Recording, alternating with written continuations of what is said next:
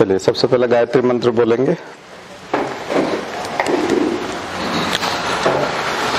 ओम भूर्भुवः स्वः तत्सवितुर्वरेण्यं भर्गो देवस्य धीमहि धियो यो नः प्रचोदयात्।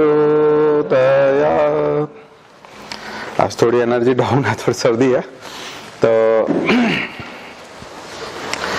फिर भी हम लोग बात करने की कोशिश करेंगे। तो हम लोग देख रहे थे मॉडर्न हिस्ट्री से कैसे हम लोग नैतिकता के विषय निकाल सकते हैं। तो हम दोनों चीज कवर करने की कोशिश कर रहे थे। मेंस के लिए एथिक्स का पेपर और प्रीलिम्स और मेंस दोनों में मॉडर्न हिस्ट्री से कौन कौन से प्रश्न आ सकते हैं। तो तीन तरह की तैयारी के तीन भाग होते हैं। पहले भी मैंने आपको बताया है, फैक्चुअल तरीका होता है जिसमें से फैक्ट्स निकाले जाते हैं। दूसरा कॉन्सेप्चुअल होता है जिसमें से कॉन्सेप्ट्स लिए जाते हैं। और तीसरा होता है कॉन्टेक्सचुअल, यानी कि रिलेवेंस देखा जाता है कि उसका कॉन्टेक्स्ट क्या है, किस कॉन्टेक्स्ट में वो काम कर रहा है। तो तीन तरह का आंसर का तीन पार्ट मान सकते हैं आप लोग। पहला फैक्चुअल पार्ट, यानी कि तथ्य होते हैं, उसमें फैक्ट्स होते हैं। दूसरा कॉन्सेप्ट्स होते हैं, सिद्धांत। और तीसरे में संदर्भ, कि वो किस संदर्भ में बात की जा रही है ना। प्रसंग देखा जाता है, रिलेवेंस देखा, संदर्भ और प्रसंग। तो रिलेवेंस देखा जाता है और कॉन्टेक्स्ट देखा जाता है। तो ये मेंस में आंसर लिखते समय में आपको ये तीन तरीके से उसको आंसर को सजाना पड़ता है, और जो इसको बैलेंस कर पाता है वो अच्छे मार्क्स ले जाता है। मॉडर्न हिस्ट्री आप लोग देख रहे हैं कि सबसे ज्यादा विवाद होता है उसके ऊपर, और उसके ऊपर मत भी है, बहुत सारे लोगों के मत हैं उसके ऊपर। इसलिए आप देखते हो कि कंगना रणावत का बयान आता है तो एक चुप्पी जो है वो एक तरह से समर्थन के रूप में उसको मिलती है।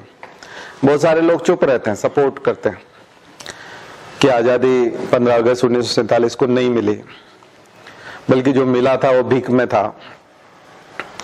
तो इसके सपोर्ट करने वाले लोग भी मिल जाते हैं, विरोध करने वाले तो हैं ही, क्योंकि पर वो राजनीतिक प्रतिबद्धता है, उनके पॉलिटिकल कमिटमेंट है।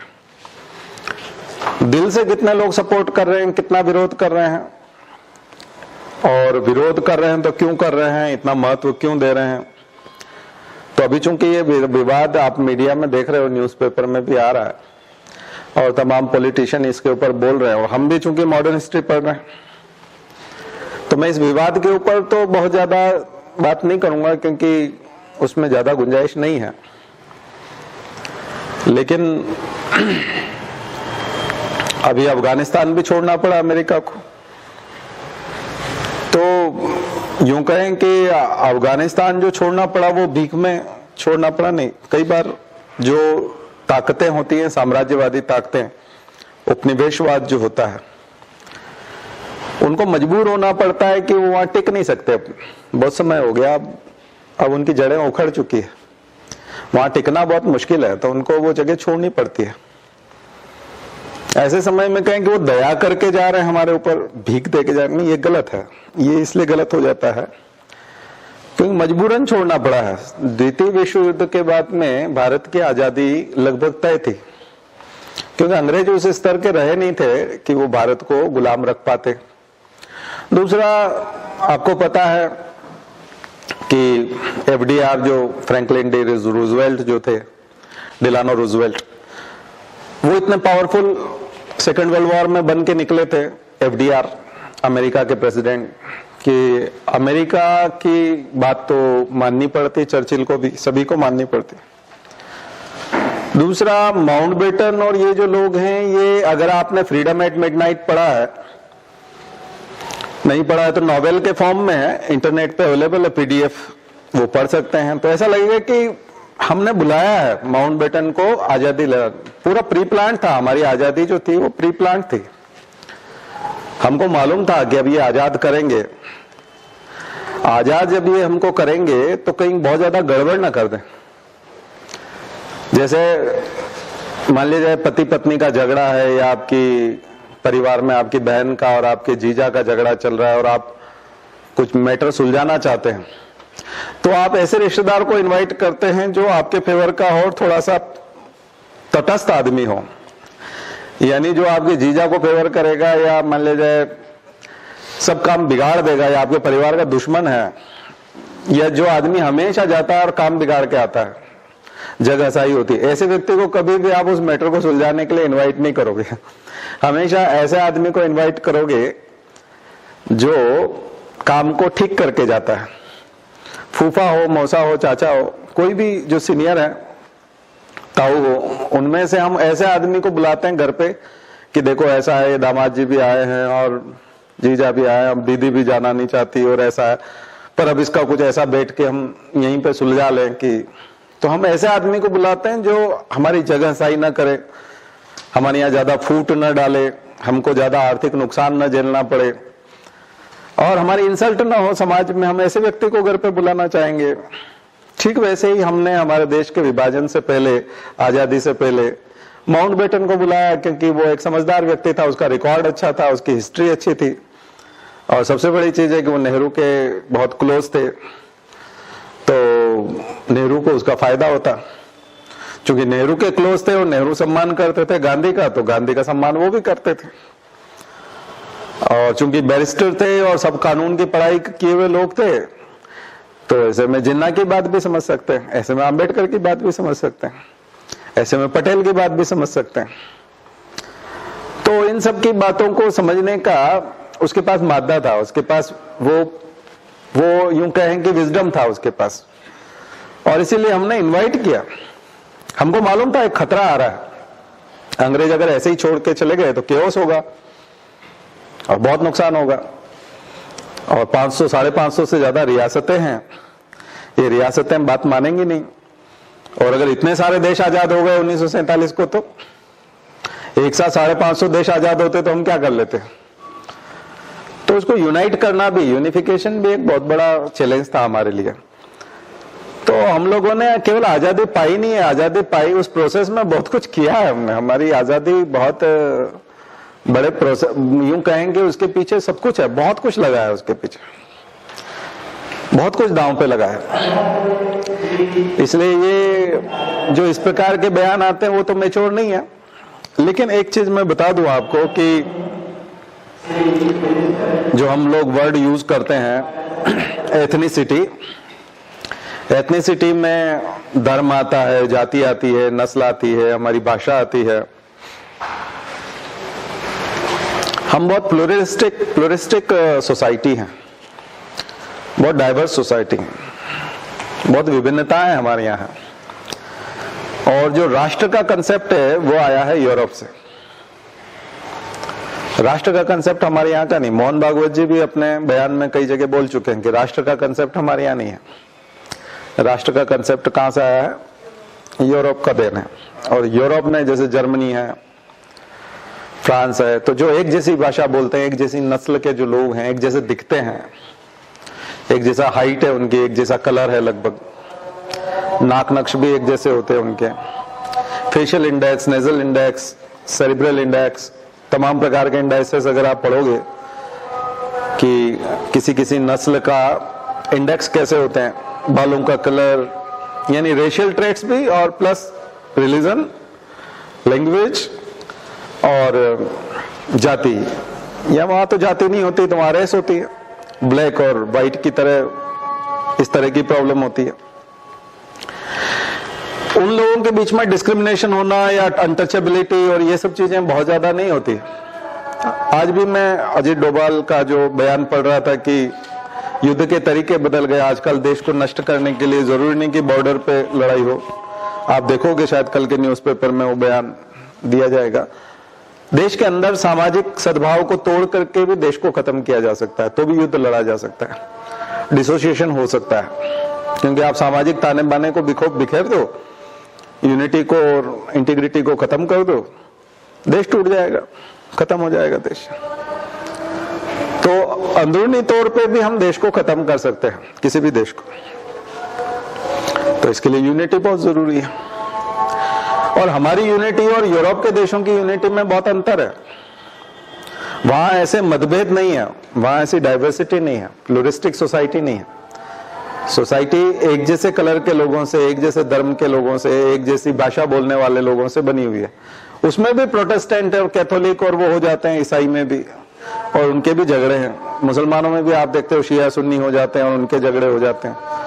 मतलब एक धर्म में भी कई तरह की प्रॉब्लम है, तो वो तो उनमें भी है। लेकिन हमारे यहाँ जो विभाजन है वो बहुत ज्यादा है, और हम राष्ट्र का कंसेप्ट वहां से उठा के लाए हैं। तो क्या हमारे यहाँ राष्ट्र का कंसेप्ट नहीं था? हमारे यहाँ राष्ट्र का कंसेप्ट था, लेकिन जैसे राजपूताना था, वहां राजपूत लोगों का राज्य था और बाकी सब प्रजा थी। तो हमारे यहाँ ऐसे इस प्रकार का कोई एक संवैधानिक देश होगा या वहां पर मौलिक अधिकार होंगे, ये तो पूरी दुनिया में था। पूरी दुनिया में अगर आप हिस्ट्री को देखें तो पूरी दुनिया में छोटे छोटे कबीले थे या फिर बड़े बड़े राज्य थे जिनके राजा हुआ करते थे, बाकी प्रजा थी। राजा हमेशा रॉयल सुख उनको मिलता था और वो उस प्रिविलेज को, उस विशेषाधिकार को एंजॉय करते थे। उस जमाने में हाथी घोड़ों पे चला करते थे, या यूरोप में जब कारें आई तो कारों में वो लोग चलने लगे, और उनका महल होता था। पहले पूरी दुनिया में महल बनाए जाते थे राजाओं के, और महलों में वो रहा करते थे। आम जनता बाहर रहती थी, खेती करती थी, मजदूरी करती थी, खदानों में खोद करके लाते थे, यही काम होते थे। ये पूरी दुनिया में था। लेकिन वहां पर राष्ट्र राज्य का कंसेप्ट आया, नेशन स्टेट की संकल्पना आई, और nation, concept of nation state, IGNOU में जाकर सर्च करिएगा, ई ज्ञान कोश का मटेरियल पढ़िएगा, ई ज्ञान कोश वेबसाइट पे जाइएगा, वहां पर nation state, concept of nation state, राष्ट्र राज्य की संकल्पना क्या है, आखिर ये राष्ट्र राज्य आए कहां से है। तो राष्ट्र राज्य की जब संकल्पना आई तब ये रहा कि कहीं अगर राजा हैं भी तो हम उनको नाम मात्र की एग्जीक्यूटिव बना देंगे, जैसे कि हमारे यहाँ हमने राष्ट्रपति को बनाया। ब्रिटेन में हमने देखा कि क्राउन जो है वो नाम मात्र के, रानी जो होती थी क्वीन, और ये जो है ये सब नाम मात्र के कार्यपालिका रहते थे राष्ट्रपति की तरह, और बाकी के लिए पार्लियामेंट बना दी थी, ये हो गया था। और वो लॉर्ड सभा और प्रतिनिधि सभा, ये दोनों कॉमन हाउस ऑफ कॉमन्स, ये क्या चलाते हैं? ये सत्ता चलाते हैं। प्रधानमंत्री होता है तो वो कार्यकारी है, पूरा एग्जीक्यूटिव है। मेन एग्जीक्यूटिव कौन हो गया? प्रधानमंत्री हो गया। लेकिन राजा का इंपॉर्टेंस अभी भी है, वो सुप्रीम माना जाता है, लेकिन उसको सिर्फ सिग्नेचर करने, जैसे हमारे यहाँ राष्ट्रपति करते हैं, स्टाम्प पैड। तो वही चीज जो है कई देशों में लागू हुई। उन्होंने राजाओं को दरकिनार किया, यूरोप में खास करके, और उन्होंने कहा नहीं, फ्रेंच रिवॉल्यूशन हुआ, ये सब हुआ। ये सब आया 14वीं, 15वीं, 16वीं शताब्दी में, जिसको हम बोलते हैं प्रबोधन का युग, रेनेसां, पुनर्जागरण।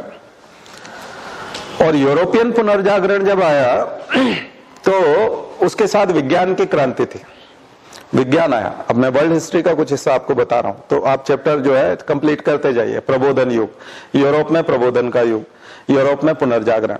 तो यूरोपीय पुनर्जागरण, यूरोपियन रेनेसां आप पढ़ोगे तो यही है। हमारा रेनेसां उसी से प्रभावित है। हमारा रेनेसां हमने वहीं से लिया है। कहां से? यूरोप से। तो यूरोपियन रेनेसां में एक तो प्रेस का बहुत इंपॉर्टेंट योगदान था, प्रिंटिंग प्रेस आ गई। विज्ञान की कोपरनिकस के साथ जो हुआ, और तमाम जो आप वैज्ञानिकों को देखते थे, कोई ये मानने को तैयार नहीं था चर्च के लोग कि पृथ्वी घूमती है। वो बोलते थे नहीं, सूर्य घूमता है ना। आप यहाँ खड़े हो जाओ, देखो सूर्य कहां से कहां चला गया, तुम तो यही हो, है ना। तो कौन घूमता है बताओ? और फिर भी नहीं मानते तो मार डालेंगे, लोगों की गर्दनें काट दी, फांसी पे चढ़ा दिया लोगों को। तो वैज्ञानिक दृष्टिकोण जब आया, साइंटिफिक टेम्परामेंट जब आया, तो उसका स्वागत बहुत गलत तरीके से किया गया। जब लोगों में प्रबोधन आया, लोगों में ज्ञान आ रहा था, विज्ञान आ रहा था, तो उनकी हत्याएं हो रही थी। उनको मजबूर किया जा रहा था कि नहीं, ये तुम ठीक नहीं हो। लेकिन फिर भी वो आया, और जब आया तो उसी का नतीजा ये हुआ कि इंडस्ट्रियल रिवॉल्यूशन हुआ, बाप का इंजन बना, है ना। सुनते रहे ना बीच में, शायद साउंड चला न जाए। तो ये सब चीजें हुई। तो उसके बाद वहां पर उस रिवॉल्यूशन का फायदा हुआ, इकोनॉमिक प्रोग्रेस हुई, आर्थिक प्रगति हुई। और वो विकसित देशों की तरह बिहेव करने लगे। उत्पादन के साधन बढ़ गए और कृषि पर निर्भर करने वाली अर्थव्यवस्था मैन्युफैक्चरिंग पे आ गई, मशीनों पे निर्भर करने लगे और लोगों को जो है उद्योगों में रोजगार मिलने लगा। आर्थिक असमानता भी बढ़ी, कुछ लोग गरीब भी हुए, लेकिन शहरों का निर्माण हुआ, अर्बनाइजेशन बढ़ा, कल्चर चेंज हुआ और जो स्टीरियोटाइप्ड चीजें थी, रूढ़िवादी चीजें थी, एरिस्टोक्रेट्स थे, वो सब खत्म हुए, न्यू आइडियाज आए, महिलाओं को अधिकार मिले क्योंकि शहरीकरण हो गया तो गांवों में प्रतिबंध रहता है महिलाओं पर, दलितों पर, या यूं कहें कि छोटे जो कम आय वाले जो लोग होते हैं, गरीब लोग होते हैं, उन पर ज्यादा प्रतिबंध होते हैं।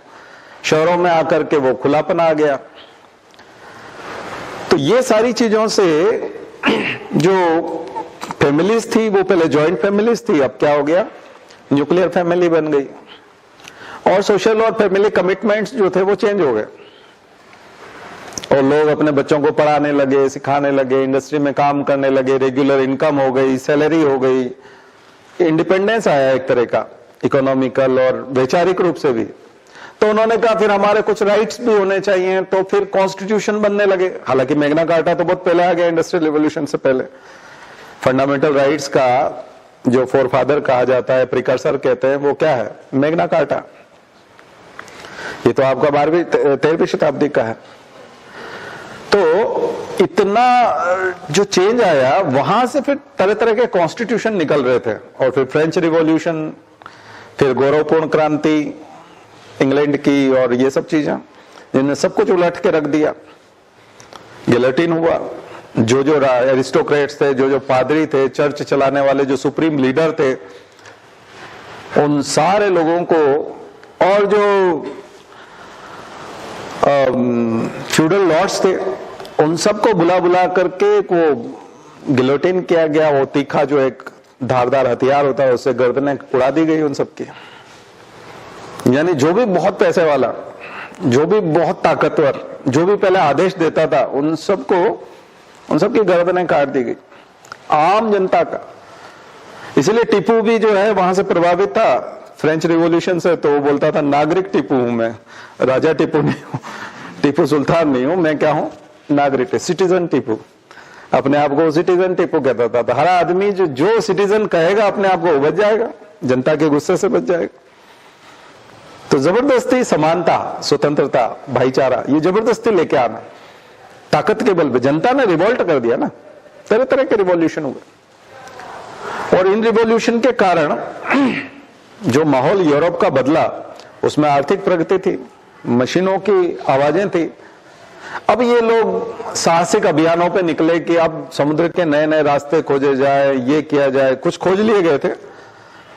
और जो देश जहां पर अभी ये विज्ञान का और ज्ञान का प्रकाश नहीं पहुंचा, अब आप कहेंगे कि क्यों, भारत में तो बहुत पहले से ज्ञान था, बहुत कुछ था, लेकिन तरह तरह के आक्रमणों के कारण वो सब विलुप्त सा हो गया था ना।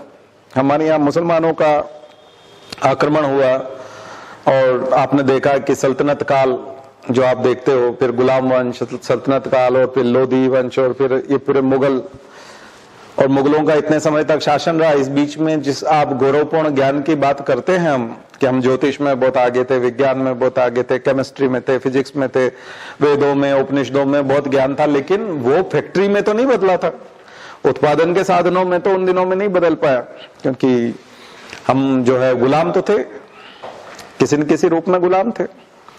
तभी तो हम हमारे जो आर्ष साहित्य और पुराना जो ज्ञान है हमारा, उसको कभी भी इस रूप में लेके नहीं आ पाए।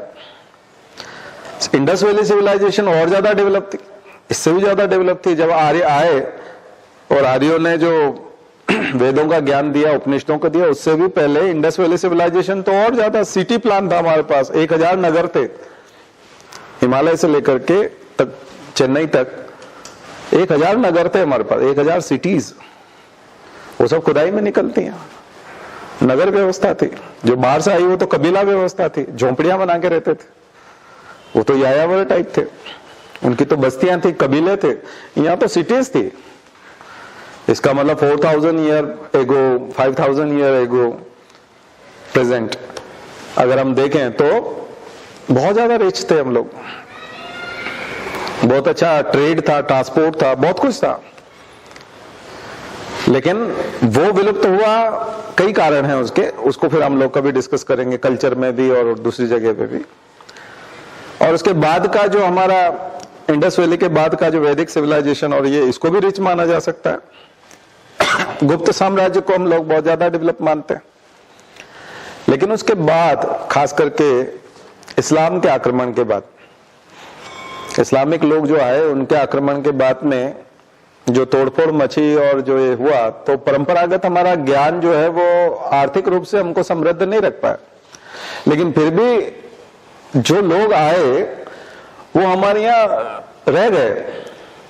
खास करके मुगलों की बात करें तो मुगलों को वापस जाना था, बाबर को जाना था, जाने के लिए आया था बाबर, लेकिन किन्हीं कारणों से बाबर जा नहीं पाया और वो यहीं रह गया। तो मुगलों के समय में ये साक्ष्य नहीं होते कि यहां से वो लूट के ले गए, बल्कि मुगलों के समय में संपन्नता बहुत ज्यादा थी। वही तो अंग्रेजों को आकर्षित करते थे। यूरोपियन लोगों को मुगलों की शानो शौकत ही आकर्षित करते थे कि कितने शान से रहते हैं यहाँ मुगल सम्राट। हमारे तो क्राउन भी नहीं रहते हैं, हमारी महारानी भी इतने अच्छे से नहीं रहती जितने मुगल रानियां रहती हैं, और इनकी जो बेगम होती हैं वो इस तरह से रहती हैं। उनके यहाँ के महल की जो शानो शौकत है वो यूरोप के किसी देश में देखने को नहीं मिलती थी। इसका मतलब उस समय तक भी भारत का बहुत कुछ बिगड़ा नहीं था। हालांकि नादिर शाह, अहमद शाह अब्दाली, इनको हम लोग लुटेरा बोलते हैं कि लुटेरे के रूप में आए, कुछ दिन यहाँ लूटपाट करते थे और भाग जाते थे 1739, और हम बोलते हैं ना। तो ये जो पूरा हिस्ट्री में आपको बता रहा हूं, और मुगलों के समय में हम लोग क्या मानते हैं कि भारत फिर भी समृद्ध था। लेकिन जो यूरोपियन ताकतें आई उनको, ये देखिए आपके यहां पर भी अगर कोई किसी के खेत पे कब्जा कर लेता है, किसी के मकान पे कब्जा कर लेता है, कोई सुना मकान पड़ा है उसमें जाकर रहने लगता है, या फिर कोई प्लॉट पड़ा होता है और उस पे अपने कुछ लोगों को खड़ा कर देता है, गुंडों को खड़ा कर देता है, धीरे धीरे वो उस पे कुछ कंस्ट्रक्शन करने लगते हैं। और प्लॉट तो एक रिटायर टीचर का था या रिटायर आदमी का था। मैंने बहुत लोगों की जमीनें छुड़वाई है, इसलिए बता रहा हूँ। इसी तरह से होता था। हमने एक जमीन छुड़वाई जिसमें एक टीचर का प्लॉट था, बहुत महंगा था, प्लॉट की कीमत हो गई थी 1 करोड़ रुपया, और शहर के बहुत मौके पे था, वो मकान बना नहीं पाया क्योंकि पैसा नहीं था उसके पास। तो जो गुंडा था उसने अपने लोगों को वॉलीबॉल खेलने के लिए उसने 2 पिलर लगाए और नेट लगा दिया, और रोज शाम को 20 लोग आते थे और वॉलीबॉल खेलते थे, और कुछ नहीं करते थे, वॉलीबॉल खेलते थे। धीरे धीरे उन्होंने वॉलीबॉल खेलते खेलते उस प्लॉट में एक पानी की टंकी रख दी। पानी पीना पड़ता है बीच बीच में खिलाड़ियों को, पानी की टंकी रख दी। धीरे धीरे उन्होंने कहा नहीं, एक छोटा सा कंस्ट्रक्शन कर देते हैं गुमटी जैसा, जिसमें चाय वाय भी बना करेगी, कुछ नाश्ता बना करेगा, तो वो बना दे। धीरे धीरे किचन ही बन गया एक तरह का। फिर वहां देर तक, पहले वॉलीबॉल खेल के 7:30 बजे चले जाते थे, अब 11 बजे तक बैठ के शराब पीने लगे। फिर धीरे धीरे उन्होंने कंस्ट्रक्शन ही कर लिया पूरा, तो पूरा प्लॉट 1 करोड़ का कब्जे में कर लिया। तो ये एक तरीका था कब्जा करने का, हमने वो भी खाली कराया। तो ऐसे कई तरीके होते हैं। पर ये जो ताकत होती है ना, ये जो ताकत होती है किसी का प्लॉट कब्जा करने की, किसी के खेत पे बैठ जाने की, मकान में बैठ जाने की, या किसी की लड़की को उठा लिया और उसका बाप भी जानता है कि मेरी लड़की को ये उठा के ले गया, उसके बावजूद वो पुलिस कुछ ना करे, और ये ताकत आती कहां से? इसी को छोटा उपनिवेशवाद कह सकते हैं। यही एक तरह का ये साम्राज्यवादी ताकत, इंपीरियलिज्म इसी से डेवलप होता है। चीन की विस्तारवादी नीति, जो एक्सपांशनरी पॉलिसी है उसकी, वो यही है कि हम अरुणाचल में बैठ जाएंगे, यहाँ दाम चौक में बैठ जाएंगे, यहाँ बैठ जाएंगे, इधर लद्दाख में यहाँ तक पहुंच जाएंगे, क्या कर लेगा वो कोई? ये ताकत आती कहां से? चीन में ये सारी ताकत क्यों आई? यूरोप में ये ताकत क्यों आई थी कि यूरोप के लोग आएंगे और इंडिया पे आके कब्जा कर लेंगे? ये ताकत आती है पैसे से, व्यापार से। व्यापार से भी, शुद्ध व्यापार से भी नहीं आएगी। मामूली मुनाफा है, आप 100 रुपए की चीज 10 रुपए में, 110 में बेचते हो, 10 रुपया मुनाफा कमाते हो, उससे नहीं आती है। अगर वो 100 का 300 करने लगा तो आती है। बात समझ में आई ना? ये उस व्यापारी में ये ताकत आती है जो प्रोडक्ट 100 रुपए का होता है और 300 में बेचता है।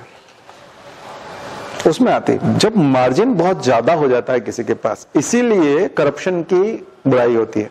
फोर्थ पेपर आ गया, अत्यधिक पैसा किसी भी अधिकारी के पास आएगा, अब वो आतंक मचाएगा। आप कहोगे एक अधिकारी को तनख्वाह 1 लाख रुपए मिलती है, 1.5 लाख मिलती है, बेचारा क्या करे, उसको चाहिए 10 लाख। हाँ तो 10 लाख ले लो। नहीं, वो 10 लाख तक सीमित नहीं रहता, वो 10 करोड़ पे पहुंचना चाहता है। बात समझ में आ रही? ये हवस है, इसमें हवस तैयार होती है। तो जितने आईएएस आपको दिख रहे हैं ना, अधिकांश 500-1000 करोड़ रुपए के मालिक हैं। अधिकांश लोग, छोटा मोटा पैसा नहीं है इनके पास। 500-1000 करोड़ से नीचे कोई नहीं है। क्यों?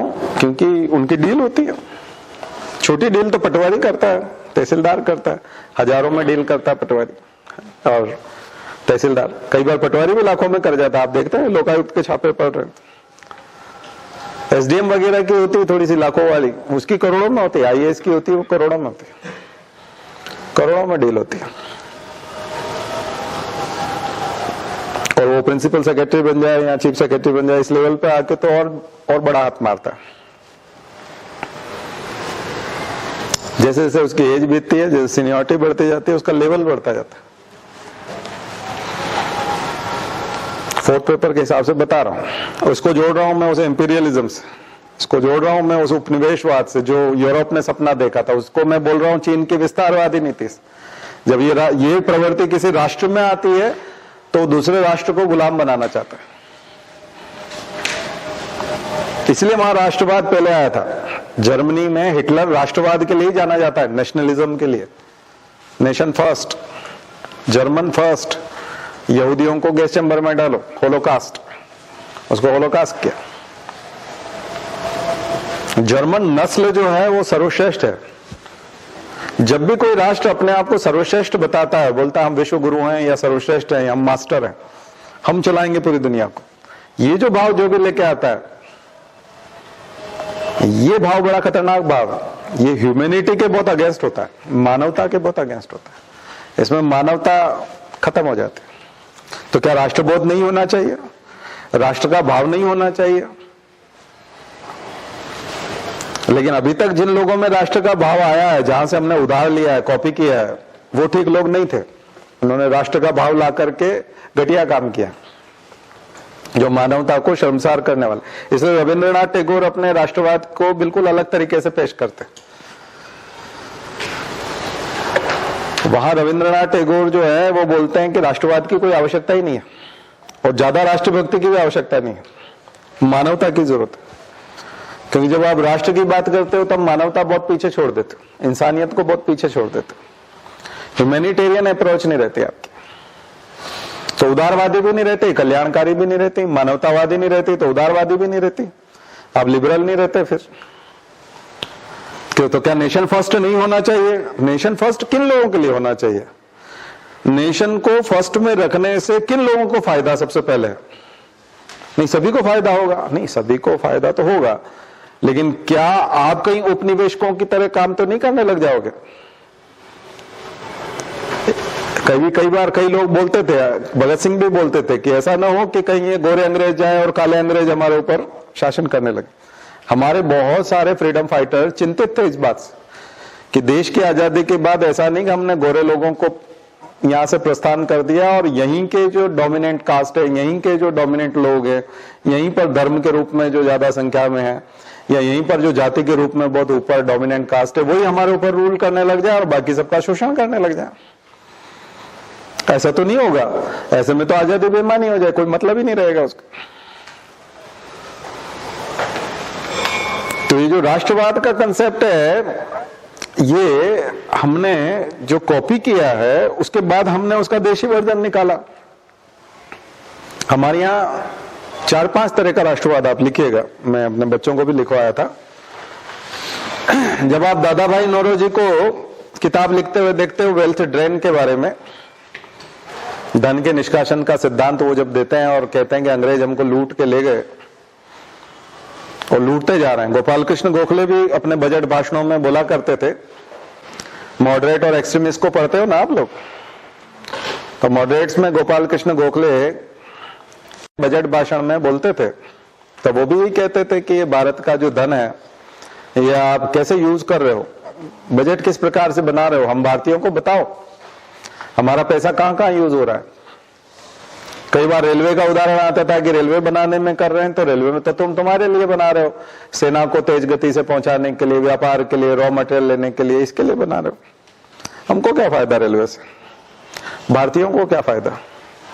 नहीं, तुम्हारा पैसा इस काम में लगा रहे। बोले ये भी तो तुम अपने फायदे के लिए कर रहे हो, इसमें आप अपना ब्रिटेन का पैसा लगाओ, इंडिया का पैसा तो इस काम में लगाओ। तो ये जो राष्ट्रवाद था कि हमारा देश हमारा पैसा, हमारा देश हमारा पैसा, हमारा पैसा हमारे देश में रहेगा, हमारे देश के लिए लगाओ, इस टाइप की जो बात करते थे, ये आर्थिक राष्ट्रवाद कह सकते हो, इकोनॉमिक नेशनलिज्म। इस प्रकार की बात करना एक तरह का इकोनॉमिक नेशनलिज्म। स्वामी विवेकानंद आए, दयानंद सरस्वती आए, अरविंदो घोष आए, वो भारतीय धर्म को यानी कि हमारे उपनिषदों को, हमारे वेदांत के दर्शन को सर्वश्रेष्ठ मानते थे। वो मानते थे कि भारत का वेदांत अगर आप उपयोग में लेके आओगे तो आप अच्छे ईसाई बनोगे। एक ईसाई हैं, आप ईसाई हो, अपने धर्म में रहो। स्वामी विवेकानंद कभी धर्मांतरण की बात नहीं करते। स्वामी विवेकानंद बोलते हैं आप ईसाई हो, ईसाई रहो, लेकिन कहीं अगर आप वेदांत को पढ़ोगे तो मजा आ जाएगा आपको, आप अच्छे ईसाई बनोगे, अच्छे वाले ईसाई बनोगे। हिंदू बनने की जरूरत नहीं है, लेकिन हमारा वेदांत पढ़ो, आप हमारे शंकराचार्य के सिद्धांतों को पढ़ो, आदि गुरु शंकराचार्य ने जो लिखा है उसको पढ़ो, ब्रह्मसूत्र को पढ़ो, गीता को पढ़ो, आपकी जिंदगी बदल जाएगी। मुसलमान को भी यही कहते हैं अच्छे मुसलमान बनना है तो वेदांत देखो। तो कई बार इसका मतलब वो श्रेष्ठता की बात तो नहीं कर रहे, लेकिन फिर भी कहीं न कहीं उनके अंदर गौरव का भाव तो है अपने धर्म के प्रति, वेदांत के प्रति।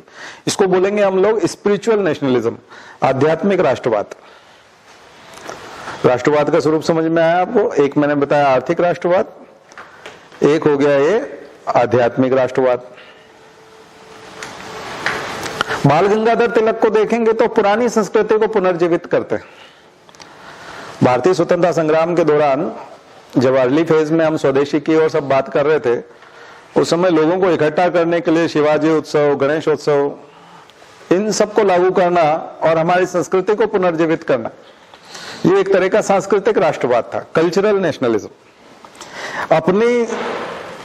अपनी कल्चर के प्रति गौरव का भाव, अपनी पुरानी कल्चर के प्रति, प्राचीन संस्कृति के प्रति गौरव का भाव, अपने पर्व त्योहारों के प्रति गौरव का भाव, और उसके माध्यम से कहीं राष्ट्र में जो है वो लोगों को इकट्ठा करने का और एकता बनाए रखने के लिए, और राष्ट्र के लोगों को इकट्ठा करना और उनको ये बताना ऐसे समय में कि अंग्रेज जो है बाहर से हुए हैं और इनको भगाना बहुत जरूरी है, और स्वराज मेरा जन्मसिद्ध अधिकार है। दरअसल हमारा होम रूल होना चाहिए, हमारा खुद का रूल होना चाहिए, हमारे ऊपर कोई दूसरी राज कैसे करे, ये तो हमको बाय बर्थ मिला है, जन्म से ही हमारा अधिकार है। तो जन्म के साथ ही ये प्रूव हो जाता है कि हमारा राज होना चाहिए, हम स्वतंत्र हैं, जन्म से स्वतंत्र हैं। तो ये सारी बात करने के लिए उनको कहा जा सकता है कि ये एक तरह के सांस्कृतिक राष्ट्रवाद की बात करते हैं। और गांधी, गोखले और तमाम जो दूसरे लोग हैं उन लोगों को आप राजनीतिक राष्ट्रवाद की बात, क्योंकि वो कॉन्स्टिट्यूशन की बात करते हैं, संवैधानिक राष्ट्रवाद या फिर राजनीतिक राष्ट्रवाद, पॉलिटिकल नेशनलिज्म या फिर कॉन्स्टिट्यूशनल नेशनलिज्म। तो ये इतने तरह के नेशनलिज्म के प्रकार है, अगर इन सबको मिला दें तब भी नेशनलिज्म ही है। लेकिन इस बीच में रविन्द्रनाथ टैगोर बिल्कुल वो बोलते नहीं, ह्यूमैनिटी सबसे ऊपर है और वसुधैव कुटुंबकम होना चाहिए, इसलिए पूरा विश्व वसुधा ही एक परिवार है और वही एक राष्ट्र है, पूरी दुनिया ही एक राष्ट्र है। आखिर आप एक राष्ट्र की टेरिटरी घोषित करके किसी न किसी को तो एक्सक्लूड करते हो। जैसे हमने राष्ट्र घोषित किया हुआ है तो अभी उसमें अफगानिस्तान नहीं है, नहीं तो अफगानिस्तान के लोग यहां आ सकते थे, लेकिन यूरोप में बहुत सारे अफगानिस्तानी गए, अभी भारत में उतने नहीं आए। भारत ने वादा भी किया था कि हम अफगानों को लेंगे, और अफगान सबसे ज्यादा उम्मीद भी लगाए हुए थे, लेकिन फिर भी हमने नहीं लिया, क्योंकि ये एक राष्ट्र की बाउंड्री थी, उसमें हम कुछ लोग एक्सक्लूड हो जाते हैं। और सीए एनआरसी की जब बात आई थी तो उसमें कानून में हमने क्या कहा था कि हिंदू आ सकता है, जैन आ सकता है, बौद्ध आ सकता है, क्रिश्चियन भी आ सकता है, सिख भी आ सकता है, लेकिन मुसलमान नहीं आ सकता। मुस्लिम को छोड़ करके बाकी कोई भी भारत का नागरिक बन सकता है। इसका मतलब अफगानिस्तान से तो नहीं बन सकता था, जबकि वो हमारा परम मित्र रहा और हम लोगों ने वहां अरबों डॉलर लगाए, उसके बावजूद हम उसको नहीं ले सके ना। तो ये जो सारी चीजें हैं, ये हुआ आपका कॉन्स्टिट्यूशनल नेशनलिज्म या पॉलिटिकल नेशनलिज्म। तो नेशनलिज्म के कई प्रकार हैं, ठीक है। तो फिर राष्ट्रवाद और राष्ट्रभक्ति, जो मैंने पिछली बार बताया था, पेट्रियोटिज्म एंड नेशनलिज्म।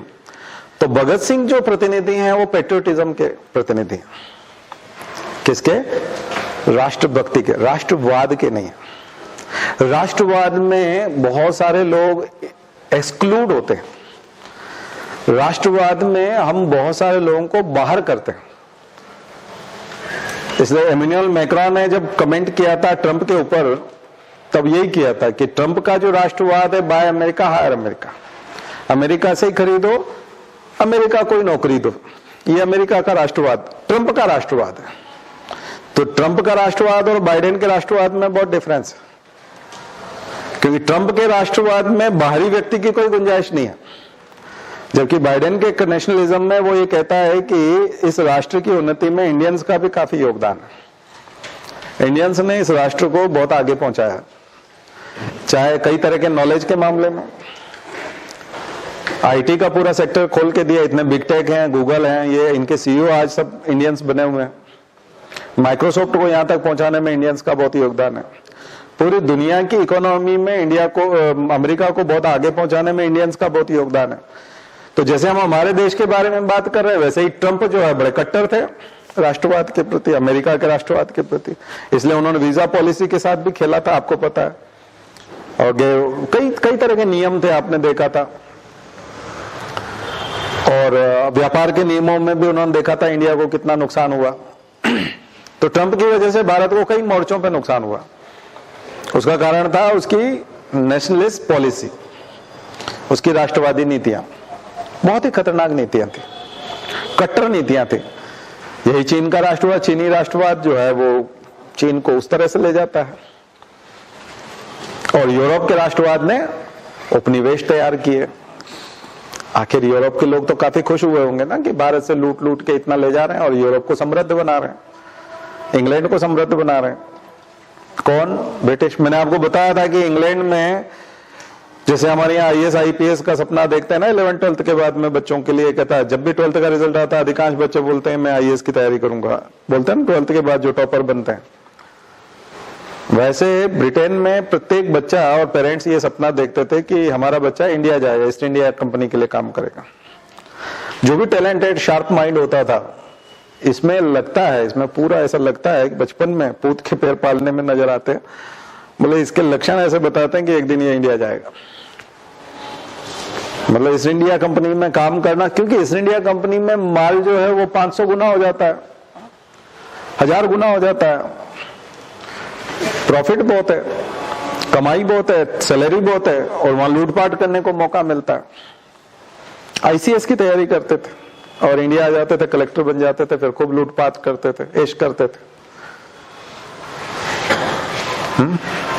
तो ये था, इसका मतलब यहां अपॉर्चुनिटी है। उनका कंट्री तो छोटा सा, उनका कंट्री तो छोटा सा, श्रीलंका ऐसा भी छोटा है, छोटे छोटे राज्य ना, छोटे छोटे देश हैं, और वो शासन कितने पे कर लिए? बहुत बड़े पे कर लिए। तो ये तो उसके पास अपॉर्चुनिटी तो यहां पर है कमाने की, रिसोर्सेस तो यहां पर है, जंगल है, कंस्ट्रक्शन कंपनी बनाना है तो भी, रेलवे में कंस्ट्रक्शन कंपनी बना के अगर इंडिया का ठेका ले लिया जाए तो भारत सरकार, यानी उस समय का जो गवर्नमेंट ऑफ इंडिया कौन था, ब्रिटिशर्स ही थे, वो उसको पे करेंगे।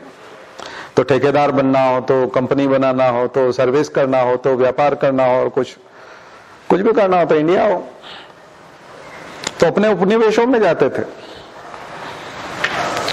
तो मैंने दोनों को साथ जोड़ दिया आपको। वो राष्ट्रवाद के बदौलत है, अपने देश के प्रति गौरवपूर्ण भाव।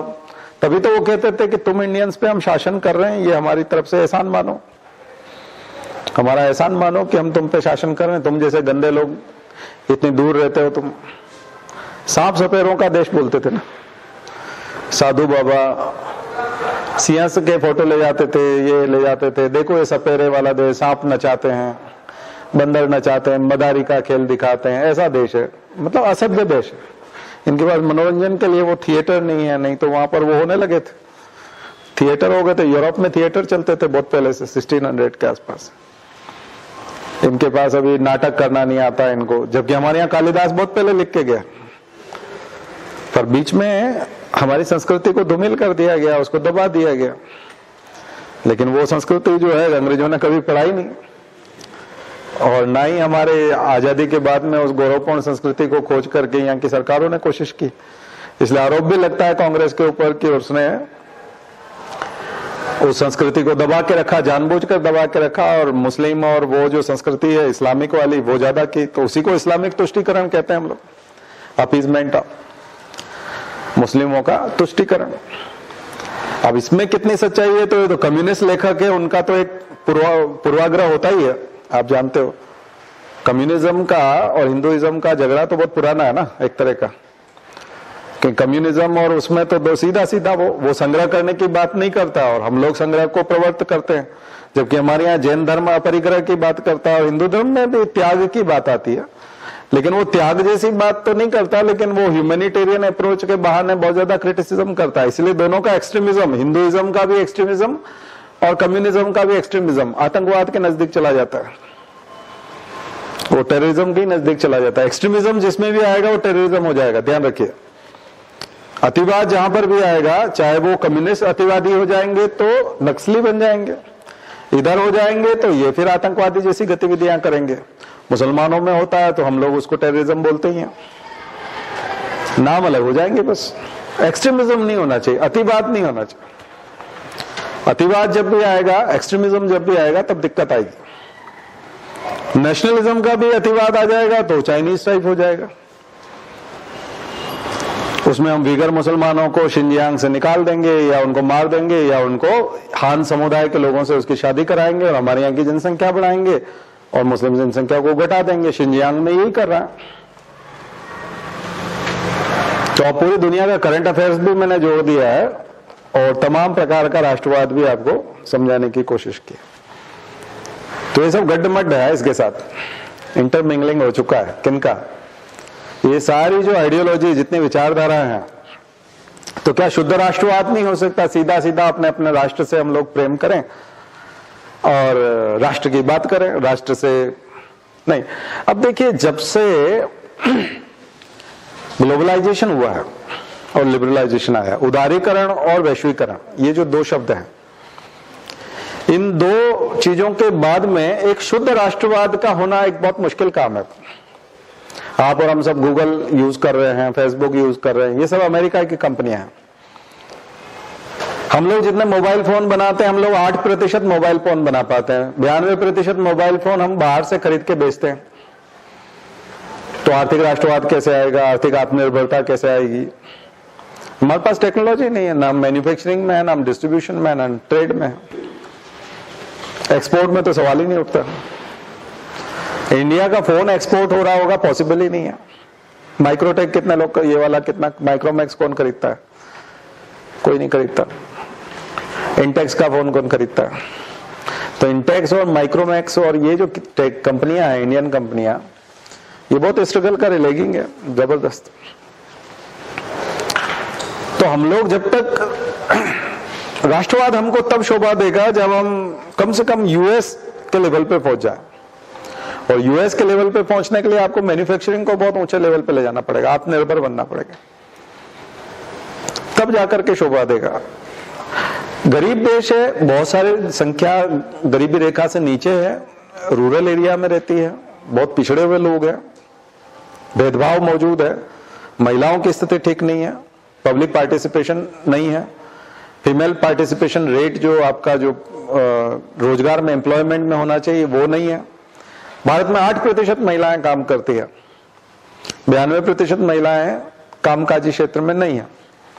तो आधी जनसंख्या 50% जनसंख्या में 8% यानी कि 4%। तो इस देश की 46% जनसंख्या जो है एक्टिवली पार्टिसिपेट नहीं करती, या फिर उसके रोजगार को रोजगार नहीं समझा जाता। काम तो करते हैं, ऐसा तो है नहीं सारी महिलाएं आलसी हैं, काम ही नहीं करते हैं, लेकिन उनके काम को काम की श्रेणी में लिया नहीं जाता, वो जीडीपी का पार्ट नहीं है, जबकि दूसरे देशों में ऐसा नहीं है।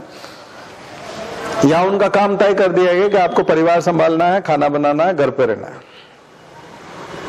गरीब व्यक्ति भी कई बार हम सोचते हैं कोई गरीब आदमी है तो वो तो अपनी पत्नी से भी काम लेगा, नहीं, वो बोलता है भूखों मर जाएंगे लेकिन काम नहीं करना। मैं जब तक जिंदा हूं तब तक तो बिल्कुल नहीं, मैं जितना भी ला रहा हूं उसमें एक रोटी कम खा लेंगे लेकिन तुम घर पे रहोगे, मतलब इस प्रकार का भाव। तो ये बहुत खतरनाक भाव है। तो जब तक हम महिलाओं को पार्टिसिपेशन में नहीं ले आते, काम में दलितों को नहीं ले आते, कमजोर वर्गों को नहीं ले आते, छुआछूत नहीं मिटा देते, जातिवाद नहीं मिटा देते, और जो धार्मिक झगड़े हैं, फसाद हैं, उन सब चीजों को खत्म नहीं कर देते, कॉन्स्टिट्यूशन के पूरे सिद्धांतों को लागू नहीं कर देते, तब तक एक कट्टर राष्ट्रवाद की बात करना या गौरवपूर्ण राष्ट्रवाद की बात करना बड़ा खतरनाक है, क्योंकि उसमें वो लोग पिस जाएंगे, क्योंकि उनकी आवाज को राष्ट्रवाद के नाम पे दबा दिया जाएगा कि राष्ट्र सर्वोपरि है। तुम्हारा जो चर्चा है अभी, जो अपना मुद्दा उठा रहे हो, ये सर्वोपरि नहीं है, ये दिक्कत हो जाएगी। अमेरिका जैसे देश की मैं बात इसलिए कर रहा हूं क्योंकि वहां शिक्षा और स्वास्थ्य लगभग फ्री कर दिया गया। शिक्षा और स्वास्थ्य फ्री करने के बाद में अगर कोई भिखारी भी है तो $8-10 लेके तो उठता ही है भिख, तो अच्छी खासी है। मतलब भारत के हिसाब से देखें तो मतलब आप देखें तो 1000 रुपया हो जाता है भिख में, है ना।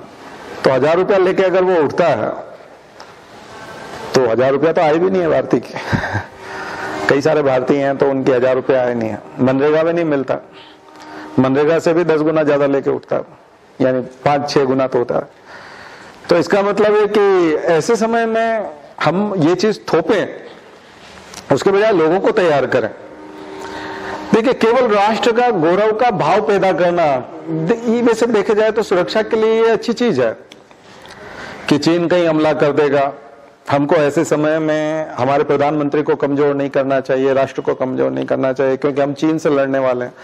और हम पाकिस्तान, हमारा पड़ोसी जो है, हर समय ताक में बैठा रहता है युद्ध के लिए, और आप अपना झगड़ा लेके बैठे हो, चुप रहो, तो फिर आपको दूसरों को मौका नहीं देना चाहिए। अडानी अंबानी जिस गति से आगे बढ़ रहे हैं, और दुनिया के अभी बोलते हैं कि अडानी की संपत्ति अब टॉप 10 में पहुंचने वाली है, अंबानी की, तो फिर उनके उस विजयी रथ को भी रोकना चाहिए, अश्वमेध यज्ञ को, उसको भी रोको, क्योंकि उनका तो बहुत तेज गति से घोड़ा भाग रहा है, और वो जितनी टेरिटरी में जाता है वो सब उनकी हो जाती है।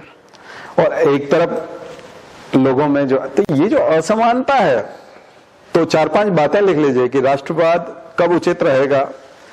इंक्लूसिव ग्रोथ हो, पहली चीज, पहली शर्त है कि इंक्लूसिव ग्रोथ हो, समावेशी विकास हो। विकास का प्रकार सबका साथ सबका विकास, मोदी जी का जो नारा है, सबका साथ सबका विकास, इसी को बोलेंगे इंक्लूसिव ग्रोथ। एक तो ये हो। दूसरा, जुडिशरी संविधान के संरक्षक के रूप में ईमानदारी से काम करे, जुडिशरी ठीक से काम करे, न्याय हो। अभी न्याय नहीं मिल पा रहा लोगों को।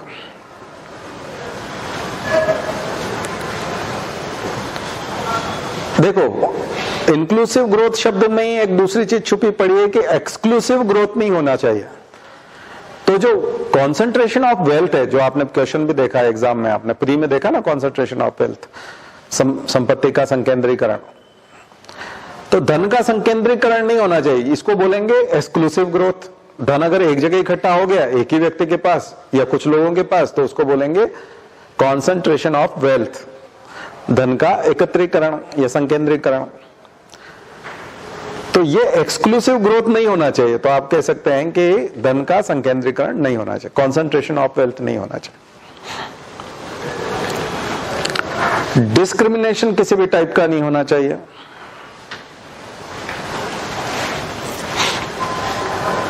यानी कॉन्स्टिट्यूशन लागू करो, फंडामेंटल राइट लागू करो, ह्यूमन राइट्स का की रक्षा होनी चाहिए, मानवाधिकारों की रक्षा होनी चाहिए। अब जुडिशरी प्रॉपर काम करेगी और अगर आप कंसंट्रेशन ऑफ वेल्थ नहीं होने दोगे, मैंने बताया ना मसल पावर किससे बढ़ता है? पैसे से बढ़ता है। ठीक है, जब किसी बच्चे को लगता है कि पापा ने आज ही 50 लाख रुपए रिश्वत ली है, पहले से 50 करोड़ है और मुझे बोल रहे थे कि 20 करोड़ में तुम्हारी यूनिवर्सिटी खुलवा देंगे, हमने जमीन ले ली है, तो वो पढ़ना लिखना क्या उसको? वो तो यूनिवर्सिटी का मालिक होने जा रहा है। पढ़ाई लिखाई वाले लोगों को तो किराए पे रखेगा। तो अब उसको अब वो जिद करेगा इस बार बर्थडे पे, पिताजी मेरे को 3 करोड़ वाली गाड़ी चाहिए या 1 करोड़ वाली कार चाहिए, मोटे मोटे पहियों वाली बड़ी गाड़ी चाहिए। अब उसकी निगाह अगर किसी लड़की पे, तो उसको गायब कर देगा, क्योंकि वो तो थाना खरीदने की क्षमता रखता है। पिताजी थाने में फोन कर देंगे। ड्रग्स में भी विलुप्त हो जाएगा। और किसी का मर्डर करने से नहीं, किसी के ऊपर कार फेरने से वो बिल्कुल नहीं डरेगा। अगर उसका छोटा मोटा कोई दुश्मन है तो उसको तो निपटा देगा। ये धन से मसल पावर, ये अलग प्रकार की अपराध करने की प्रवृत्ति, क्रिमिनलाइजेशन होता है। अपराध की प्रवृत्ति पैदा होती है धन के साथ। धन का संग्रह जब आता है और उसके साथ संस्कार नहीं है, इसीलिए तो लक्ष्मी के साथ सरस्वती और गणेश जी बिठाए हुए हैं। अकल भी होनी चाहिए, विवेक के देवता बिठाए हैं और विद्या की देवी इसलिए बिठाई कि उसके साथ साथ अकल का भी प्रोग्रेस बहुत जरूरी है। लेकिन करप्शन में 4th पेपर में यह दिक्कत है कि नैतिकता वाली बात इसलिए की जाती है क्योंकि धन अनायास आता है। तो क्लाइव से परेशान था ब्रिटेन के जितने टीचर थे वो क्लाइव से चिढ़ते थे। क्लाइव 5 सालों में ही अमीर हो गया। ब्रिटेन की सारी संपत्ति, अच्छे अच्छे प्लॉट, अच्छे अच्छे मकान, वो अडानी अंबानी था उस समय का एक तरह का। अब अडानी 10वीं फेल है। आदमी फिर पढ़ाई लिखाई में क्या इच्छा रखेगा? और वो कितना अमीर आदमी हो गया। अब किसी बच्चे को कहो कि देखो बेटा पढ़ोगे तो अडानी पढ़ा है क्या? मोदी पढ़ा है क्या? सब 10वीं फेल हैं। सीधे हम तो वहां बनेंगे ना, वहां जाएंगे। पढ़ाई लिखाई की कोई जरूरत ही नहीं। क्लाइव जब पहुंचा तो क्लाइव की जो संपत्ति थी वो इतनी ज्यादा संपत्ति थी कि वहां के टीचर, कॉलेज के प्रोफेसर, यूनिवर्सिटी के प्रोफेसर, स्कूल में पढ़ाने वाले टीचर सब परेशान हो गए कि क्या है। वो संसद के, पार्लियामेंट के मेंबर्स को खरीद लेता था। क्लाइव का बंगाल का पैसा, क्लाइव ने बंगाल में जो पैसा अर्जित किया, वो पैसा इतना ज्यादा पैसा था कि ब्रिटेन की पार्लियामेंट में उसकी इच्छा के बिना कोई कानून नहीं बनता था। और वहां का हर युवा जो अपराध करना चाहता है, ड्रग्स लेना चाहता है, उस जमाने में खूब शराब पी के अय्याशी करना चाहता है, उसका जो अगर उसका अगर आप कहो कि उसका हीरो कौन है तो वो क्लाइव। उसको लगा यार अपने जिंदगी में कुछ करना है तो क्लाइव जैसा कुछ करना है। तो उसको गुंडे भी मिल गए। जब भी क्लाइव जाता था तरह तरह के जो लोग ऐसे महत्वाकांक्षी उसको मिलते थे तो उसको एरिया बांट देता, उसके नाम की हफ्ता वसूली होती होगी। तो वहां जितने भी टीचर है और नैतिकता का पाठ पढ़ाने वाले, लाइब्रेरी में बैठने वाले लोग सब बोलते थे यार क्या गंदगी मचा रखी है हमारे देश में, कितना करप्शन, कितनी आवारागर्दी। ये सब तो पहले नहीं था, क्लाइव ने पूरा गंदा कर दिया देश। क्लाइव के ऊपर बहुत भयंकर गुस्सा थे वहां के लोग, खास करके जो पढ़ी लिखी जमात थी वहां की और जो अपने बच्चों में संस्कार देखना चाहते थे। मेहनत से पैसा कमाओ, ऐसे लोग जो बोलते थे वो क्लाइव का एग्जाम्पल देते थे। वो चुप हो जाते थे, बोले हाँ है तो सही है। और ईस्ट इंडिया कंपनी जब बनाई थी उसकी शर्त रखी थी 1600 में कि ईस्ट इंडिया कंपनी में कोई भी नैतिकता की बात नहीं करेगा, एथिक्स की बात नहीं करेगा। ये क्लब है, शाम को मौज मस्ती के लिए आते हैं हम लोग। ईस्ट इंडिया कंपनी का निर्माण कोई भारत पे राज करने के लिए नहीं हुआ था।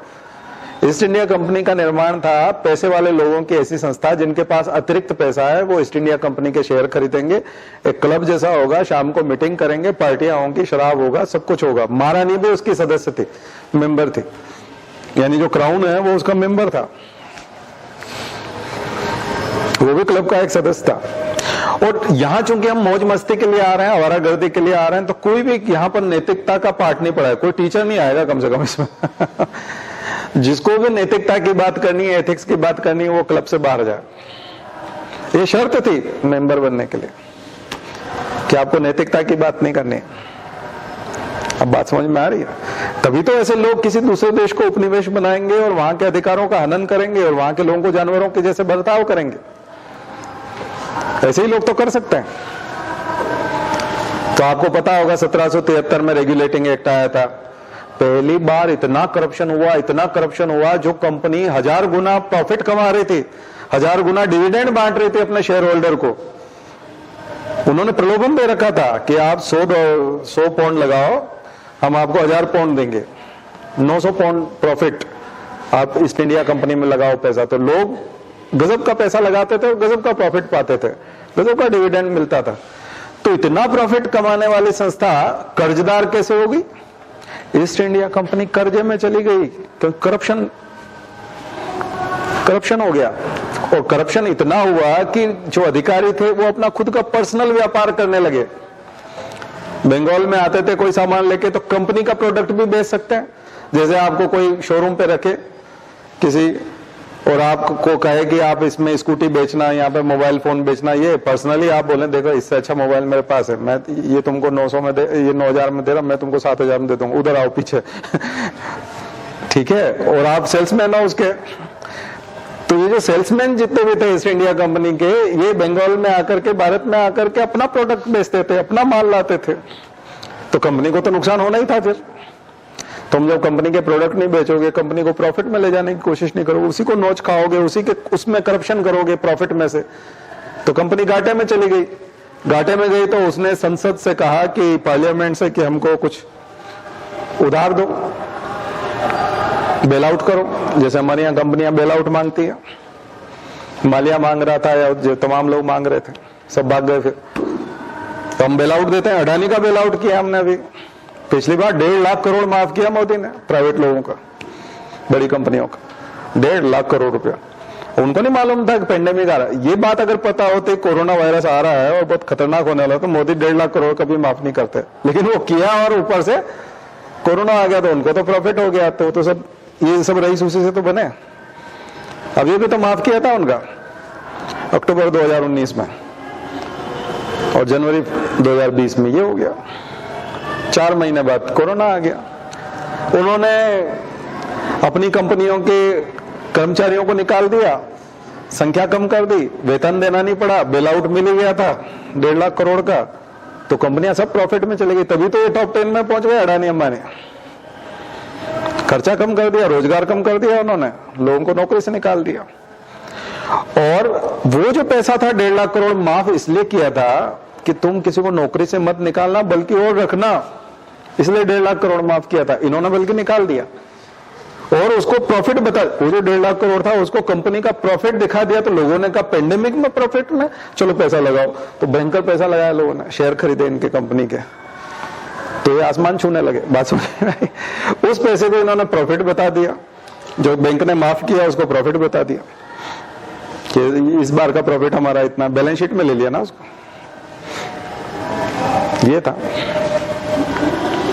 तो वही प्रॉब्लम वहां थी। और कहा कि अच्छा मतलब क्लाइव के गुंडे पूरे देश में आतंक मचा रहे हैं, ये संसद सदस्यों को खरीद रहा है। यानी एक कर्मचारी, एक अधिकारी है केवल, वो किसका, ईस्ट इंडिया कंपनी का, और उसका एक नुमाइंदा, एक कर्मचारी, एक वर्कर है वो, और उसका पूरा सिक्का चल रहा है पूरे यूरोप में। और तुम हमसे कर्जा मांग रहे हो, अब हम कंट्रोल करेंगे तुमको। फिर क्लाइव की फिर इंक्वायरी, और वही ईडी और सीआईडी और सीबीआई और वो सब जो हमारे यहाँ जांचें होती वैसी। फिर वो तो मर गया, लेकिन उसकी समाधि बड़ी ग्लैमरस है। उसकी कब्र जो देखोगे तो वो तीर्थ स्थान है बेबी ऐसे युवाओं का। ठीक है, तो ये है। तो ये उपनिवेशवाद, साम्राज्यवाद, राष्ट्रवाद, इन सब चीजों को यदि आप देखेंगे तो इसके पीछे शोषण। लेकिन कहें कि राष्ट्रवाद की भावना तो बहुत अच्छी चीज है, लेकिन आप फिर वही रविन्द्रनाथ टैगोर बोलते हैं कि नहीं, मानवतावाद और श्रेष्ठ है। तो फिर क्या है, जितने लोग राष्ट्रवादी थे ये सब गलत है क्या? राष्ट्र को सर्वोपरि रखना गलत है? देश को सबसे पहले नहीं रखना चाहिए? रखना चाहिए, रखना चाहिए। और उसमें सुरक्षा का भाव भी है।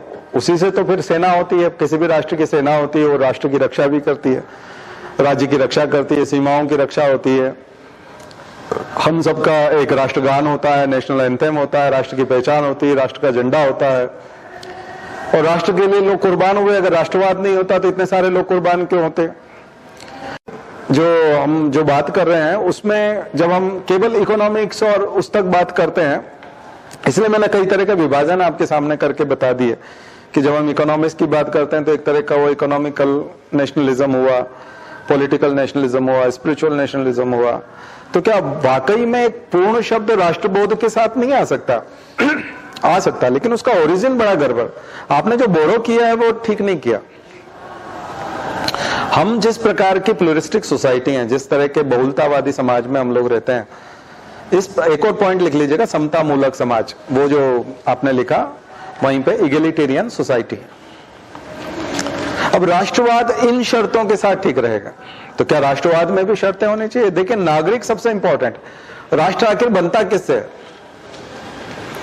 नागरिकों से, है ना? अगर आप महात्मा गांधी की बात करें और अगर आप जवाहरलाल नेहरू की बात, जवाहरलाल नेहरू का एक कथन है कि नर और नारी तो जन्म लेते रहते हैं, मरते रहते हैं, लेकिन राष्ट्र अमर रहता है। इसका मतलब राष्ट्र बड़ी चीज है, तो राष्ट्र पे कुर्बान हो जाना चाहिए। नर और नारी और नागरिक की कोई वैल्यू नहीं है, राष्ट्र पे उसको कुर्बान हो जाना चाहिए। तो राष्ट्र के नागरिक महत्वपूर्ण है और राष्ट्र महत्वपूर्ण है। फिर वो जब बोलते हैं भारत माता के अपने कंसेप्ट में जवाहरलाल नेहरू, तब वो इस भारत माता, पहला चैप्टर आप देखिए भारत एक खोज का, भारत माता कौन है? तो बोलते हैं ये जो खेत खलियान में जो काम कर रहे हैं, जो किसान हैं, मजदूर हैं, जो भी लोग हैं, ये सब भारत माता है। जबकि आरएसएस और बीजेपी की विचारधारा में हम लोग भारत माता एक ऐसी देवी के रूप में, दुर्गा के फॉर्म में उसको हम चित्रित करते हैं।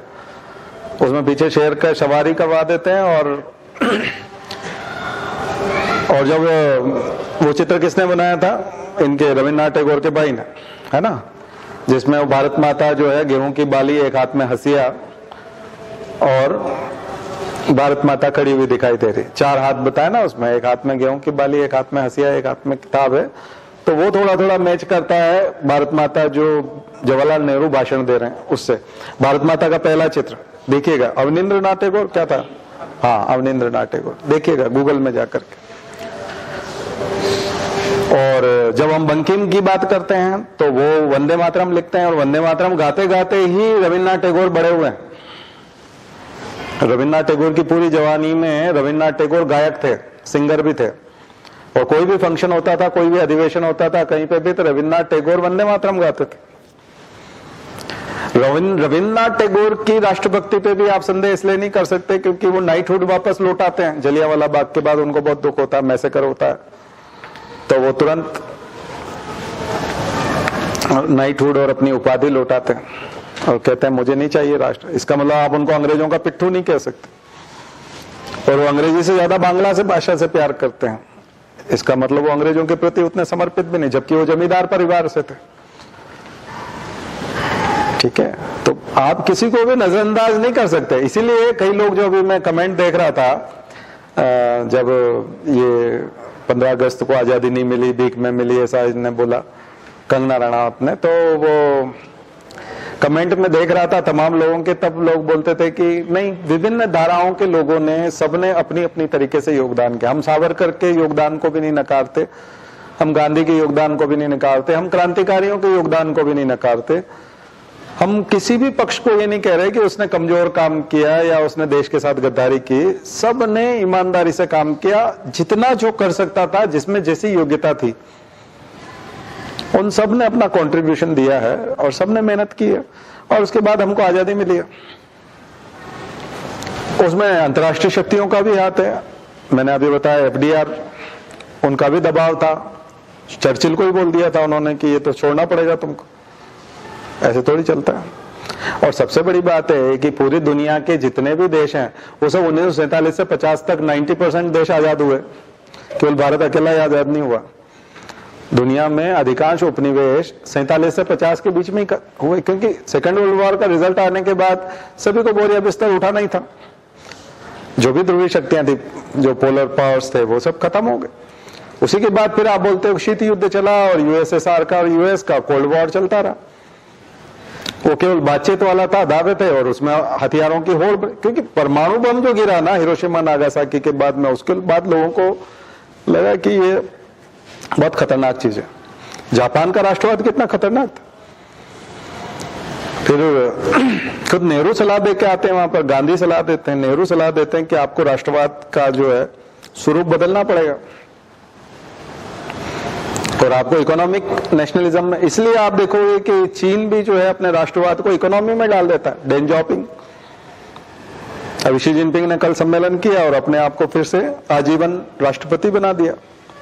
उससे पहले 10 साल के लिए होते हैं, संविधान में वहां के नियम था चीन में कि 10 साल से ज्यादा कोई राष्ट्रपति नहीं रहेगा। शी जिनपिंग ने पहले ही संशोधन कर दिया था कि नहीं, मेरी इच्छा है तब तक मैं रहूंगा। कल फिर और बड़ा सम्मेलन हुआ और उनको सबसे बड़ी महाशक्ति घोषित करके उन्होंने कर दिया, ऑर्डर निकाल दिया एक तरह का। वो सम्मेलन में वो सबने जो है शपथ ले ली कि हाँ हाँ बिल्कुल हम तैयार हैं और आप जब तक जिंदा हैं तब तक आप राष्ट्रपति रहेंगे। ऐसा 3 बार हुआ है, ये तीसरी बार हुआ है। पहले माओ त्से-तुंग, माओ जेडोंग, डेन शॉपिंग और ये शी जिनपिंग। तो डेन जॉपिंग जो थे वो पहली बार, वो इंजीनियर थे और उन्होंने पहली बार कहा कि समुद्र के किनारे जो जो बड़े शहर हैं वहां हमको मैन्युफैक्चरिंग यूनिट लगानी चाहिए।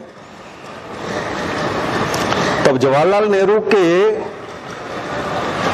लिगेसी को इंदिरा गांधी ने आगे बढ़ाया। जवाहरलाल नेहरू जो है वो प्राइवेट लोगों को आगे नहीं आने देना चाहते थे, वो चाहते थे सरकारी क्षेत्र में ही इंडस्ट्री रहे, सरकारी क्षेत्र में ही मैन्युफैक्चरिंग रहे और पब्लिक सेक्टर की चीजें बने। इंदिरा गांधी उसी को कंटिन्यू कर रही थी। राजीव गांधी आकर के उस सिस्टम को तोड़ते हैं, इंदिरा गांधी वाले सिस्टम को। लेकिन राजीव गांधी 1985 में जिस सिस्टम को तोड़ते हैं, डेन जॉपिंग उसको 1975 के आसपास उसको शुरू कर देते हैं। बहुत लेट हो चुके होते हैं हम लोग। 80 के दशक में हमको शुरुआत में उसको करना था, डेन जॉपिंग के समय में तो चाइना से। लेकिन जो राजीव गांधी का प्लान है वो एग्रेसिव नहीं है। एग्रेसिवनेस कहां से आती है? जब हम एलपीजी करते हैं और पीवी नरसिम्हा राव लेके आते हैं, मनमोहन सिंह वित्त मंत्री बनते हैं और पीवी नरसिम्हा राव 1992-93 में हम बड़े आर्थिक सुधार, दूसरी पीढ़ी के आर्थिक सुधार की बात करते हैं हम लोग। सेकंड जनरेशन के इकोनॉमिक रिफॉर्म्स आते हैं। यहां आकर के हम लाइसेंस, कोटा, परमिट पूरी तरह से खत्म कर देते हैं। नहीं तो प्राइवेट सेक्टर के हमने ले लिख रखा था कि आपको लाइसेंस रखना पड़ेगा, आपको परमिट लेना पड़ेगा और आपका एक कोटा होगा, इससे ज्यादा आप निर्माण नहीं कर सकते, मैन्युफैक्चरिंग नहीं कर सकते। अगर हमने ये कोटा 15 साल पहले खोल दिया होता तो हम चीन के कंपटीशन में होते, लेकिन हम चीन के कंपटीशन में नहीं रह पाए क्योंकि डेन जॉपिंग हमसे आगे निकल गया और उसने अपने प्राइवेट सेक्टर को और सबको, सरकारी सेक्टर को कहा कि बनाओ बनाओ बनाओ, मेकिंग मेकिंग मेकिंग, सब बनाना है आपको। बस कौन कितना खरीद रहा है उससे हमको कोई लेना देना। रात दिन सारी जनसंख्या को लगा दो, बनाने में लगा दो। वो 70 से बना रहा था तो आज वो सुपर पावर बन गया। आज हमसे वो 5 गुना बड़ी इकोनॉमी है, 15 ट्रिलियन की इकोनॉमी है। हम 3 ट्रिलियन में नहीं पहुंच पा रहे हैं, 2.4, 2.2, बल्कि अभी तो रिड्यूस ही होंगे। अमेरिका 25 ट्रिलियन की इकोनॉमी है और ऐसा माना जा रहा है कि 2030 से पहले पहले चाइना जो है वो क्रॉस कर जाएगा, अमेरिका को पीछे छोड़ देगा, दुनिया की सबसे बड़ी इकोनॉमी बन जाए। इसलिए वो डरता भी नहीं, परवाह भी नहीं करता। तो हम लोग ताकतवर जब तक नहीं बनेंगे आर्थिक रूप से, तब तक किसी भी प्रकार के राष्ट्रवाद से कोई उम्मीद नहीं की जा सकती। राष्ट्रवाद बेईमानी। तो क्या राष्ट्रवाद रखने से, तो राष्ट्रवाद के रूप में कट्टर होने से हम ताकतवर बन जाएंगे? नहीं, अपनी सारी जनसंख्या को काम पे लगाना पड़ेगा। महिलाओं को मौका देना पड़ेगा, महिलाओं के लिए अवसर बनाने पड़ेंगे, कमजोर वर्गों के लिए अवसर बनाने पड़ेंगे, रोजगार देना पड़ेगा। सबसे बड़ी चीज है R&D में और टेक्नोलॉजी में और एजुकेशन में सबसे ज्यादा बजट जो है हमको स्थापित करना पड़ा। हमने कम किया है पिछले दिनों, हमारे पेटेंट कम हुए हैं पहले से। तो हम लोगों को जितनी हमारी रिसर्च इंस्टीट्यूट है उनको बढ़ावा देना पड़ेगा, यूनिवर्सिटीज में जो रिसर्च है उसको बढ़ावा देना पड़ेगा, साइंटिस्ट को आगे लेके आना पड़ेगा, साइंटिफिक डेवलपमेंट लोगों में डेवलप करना पड़ेगा, एजुकेशन को, यूथ को बहुत आगे रखना पड़ेगा। 100% एम्प्लॉयमेंट की कोशिश करनी पड़ेगी। रूरल एरिया में भी हमको अर्बन एम्यूनिटीज और उनको भी आगे बढ़ने के अवसर देना पड़ेंगे।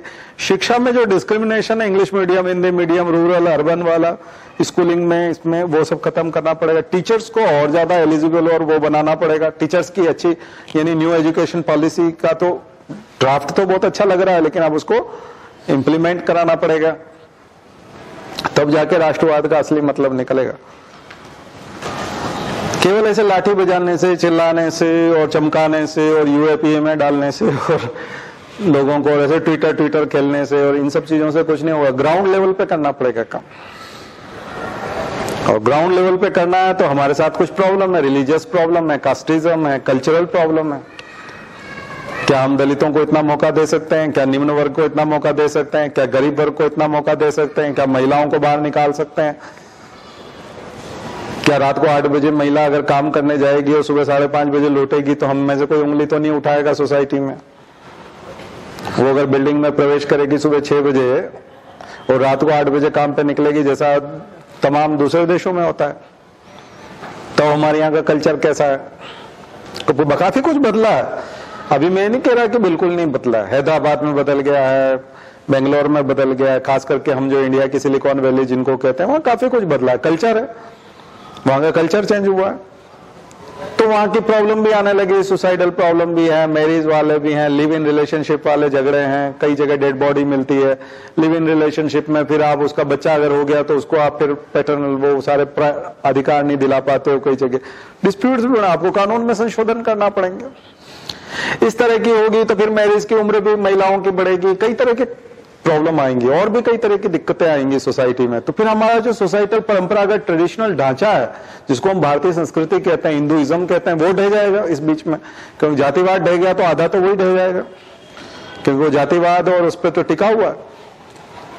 फिर हमारी नातेदारी और ये जो पूरी जो किनशिप और ये सारी जो सोसाइटी में जो एक होता है कि रिश्तेदार है, वो रिश्तेदार है, शादी में इतने लोग आते हैं, ये होते हैं, उनका बुलाना तो बहुत जरूरी है, इधर डोक देना बहुत जरूरी है, उधर जाना बहुत जरूरी।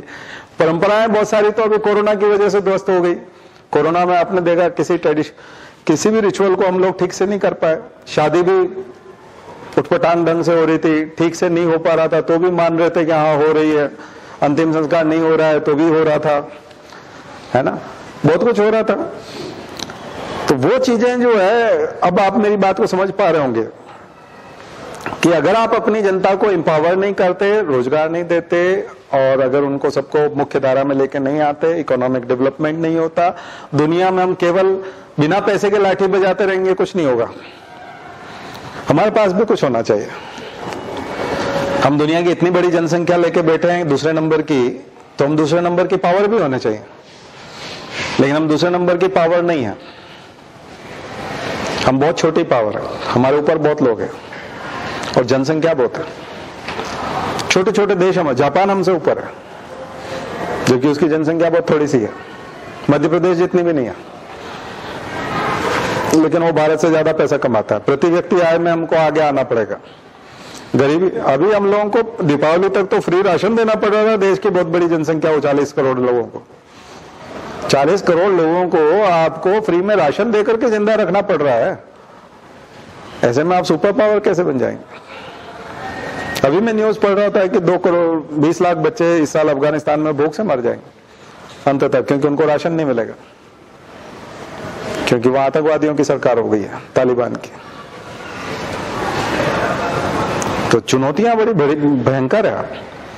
और फिर जब आपका काम हो रहा है वो केवल धार्मिक क्षेत्र में हो रहा है, कभी आप मंदिर बना रहे हैं, कभी आप ये कॉरिडोर बना रहे हैं, वो बना रहे हैं, ये तीर्थ यात्रा के लिए काम कर रहे हैं, उसको कर रहे हैं, आए दिन आप मंदिर में ही बैठे रहते हैं। तो फिर ऐसे में 1950 में वो प्रधानमंत्री था जो बोलता है कि आधुनिक भारत के मंदिर बांध होंगे, ये कल कारखाने होंगे, ये सारे, वो प्रधानमंत्री था। और उसने उस समय में जो काम किया, वो उस समय में जितने लोगों को रोजगार दिया, उसी से आप सब हम सब यहाँ बैठे हुए हैं।